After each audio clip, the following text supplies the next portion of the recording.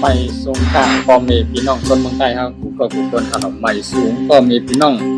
กูถ่องข่าวเงาคือตอนข่าวแต่วันข่าวคือตอนกูร้องนั่นนะครับเนาะวันนี้ก็แมนมาในวันที่26เดือนที่6 2026นั่นนะครับเนาะแมนมาในวันศุกร์นะครับเนาะวันศุกร์นะครับวันนี้ก็ข่าวแต่วันช่วงข่าวคือต้นก็ลองตีละมีหัวข้อข่าวเกี่ยวกับในลองข่าวนกเมืองแหล่งเงาไหลวันเมืองที่เกี่ยวกับเลยลองตั้ง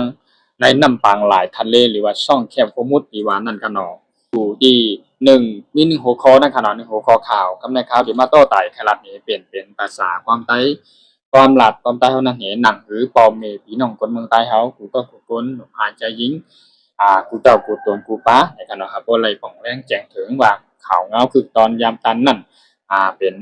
ดิบไตกำไตเฮามันเป็นจึงหือนะครับก็เลยถ่อมข่าวถ่อมเงาขึ้นตั้นใจนั่นนะครับข่าวก็เดี๋ยวไล่มาโต้ไต่ไทยรัฐในปุ่นเผานี้นะครับคือก็ไปลองหูข่าวหูเขาในก็ตั้งในน้ำปังลายนั่นห้องว่าช่องแคบฮูมุดนะครับว่าเนาะช่องแคบฮูมุดก็เป็นตาเฮอเนี่ยตาเฮออันที่ตั้งอิหร่านและตั้งโอมานมันก็ตั้งอเมริกันเขาเลยไปด้วยเลยกุมกันนั่นนะครับเนาะส่วนตั้งป่วนมาหลายประมาณติดเกือบจำ2ติดนะครับเนาะตั้งอิหร่านและอเมริกันได้มาเป็นข้อตกลงกันหนังหรือปกติเลยเป็นข้อตกลงกันโปร่งใจกันลงลายมือเซ็นออกมาจอมกันให้พวกเลยเป็นการหยุดยื้อกับโจกัมนั่นนะเพราะจึงเลยมีปังตึกยื้อกันนั่นนะครับเนาะ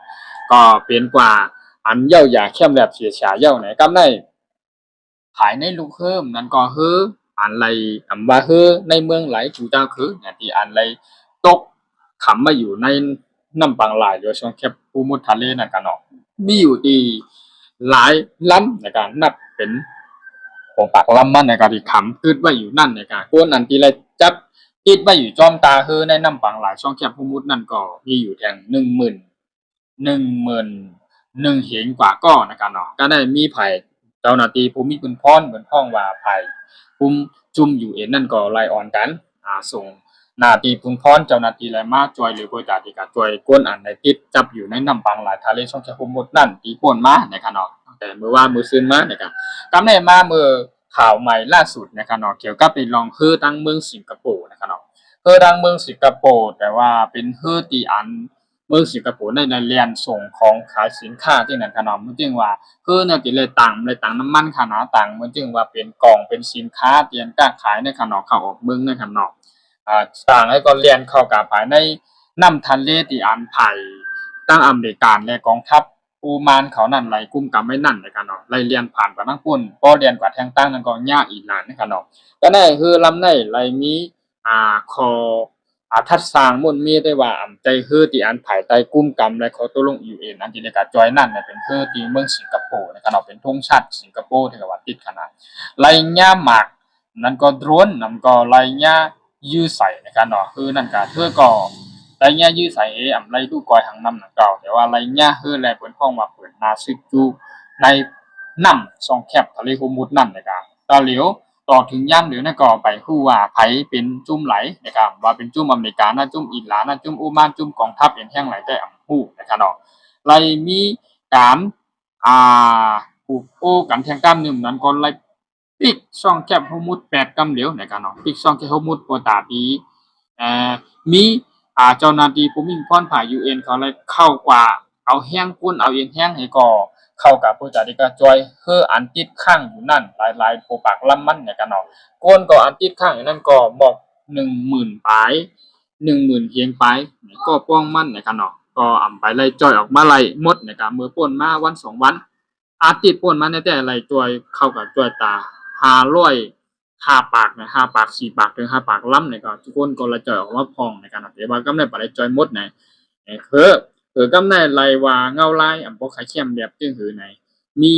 สิงคโปร์นั่นเข้ากันแล้วก็ย่ายื้อนะครับเพราะว่าเป็นจุ่มไหลยื้อกันสื่อสารนะครับเนาะตึกภายเจ้าหน้าที่ภูมิวินพรที่อันกุมกันอยู่ในนั่นน้ำปางลายมาภายทั้งกองทัพโอมานมาภายทั้งตับซึกอเมริกันมาขบายทั้งตับซึกอิหร่านในก็ไลออนกันทัดสร้างด้วยเหตุ7กดทัดด้วยว่าที่เป็นผีมือไผ่เต้ๆไปฮู้ขนาดเป็นผีมือไผ่เต้ๆอันใดลักยืนนั่นใจมากเลยสิตรนนั่นก็ไปฮู้แน่นอนชัดเจนในขนาดเดี๋ยวก็ไปลงข่าวเขานั่นก็แล้วว่าเป็นข่าวคอตีอัน พี่น้องกูเฒ่าคือกูเมืองเหไหลมาอ่อนกันดีใจจ้อมที่ว่าช่องเช็คข้อมูลไหลเปิดมาปันเหย้านี่คือขนส่งแล่นน้ำมันต่างกูเจอกูเมียกูล่ำกูเจ้าคือได้เรียนผ่านกว่ามาอยู่ง่ายไปลมนั่นเนี่ยก็ไหลอ่อนกันดีใจกำในบ่มีข่าวจึงในคือมาแทงกำหนึ่งข่าวใหม่ๆเนี่ยก็ไหลว่าเป็นข่าวอันคือตอนยามตันได้ข่าวอันที่อ่า มาใหม่ๆนะครับเนาะคือสิงคโปร์นะครับนะคือสิงคโปร์ไรญาด้วนหรือหมาดในวิสัยนะครับในนำช่องแคบฮอมุดทะเลนั่นนะครับเนาะก็เลยว่าเป็นหัวข่าวข้อที่อันในตกใจกันนะครับเนาะที่ไทยช่างคบช่องแคบฮอมุดก็เลยปีกกว่าแทงกำหนึ่งนะครับเนาะตาดิจอยกวนอันที่ข้างอยู่10,000เฮงฟ้านั่นก็เลยจอยเลยขึ้นแทงกำหนึ่งนะครับเนาะเกี่ยวกับเรื่องหัวข่าวข้อในก่อครับที่วันช่วงข่าวคือต้นกุลองจากเลยเอามาพื้นเผาโต้ไต่คารานี้เป็นภาษาความไต้ ให้พ่อแม่พี่น้องคนเมืองไทยพอดเพิ่นพี่น้องกูเจ้าคือเขากูจ้อกูก้นกูจับกูตนบ่ไหลถ่อมเขาก็คือตอนยามตันเนี่ยครับก็จังไรเอาหัวข่าวพอมาลัดบนผ่าวันหนังไหนในการเนาะยินจมความเห็นทำที่เข้ามาบรรทัดแจ้งข่าวแหละย้อนให้พ่อแม่พี่น้องเขาอย่าลืมเข้าฝากติดตามฝากกดไลค์กดแชร์ก่อนติดตามปันหนักให้คนที่ได้ติดตามข่าวทุกวันยามตันนะครับเนาะก็ตามวันมาได้ก็มีหัวข้อข่าวว่าให้สิเพื่อสิงคโปร์ยา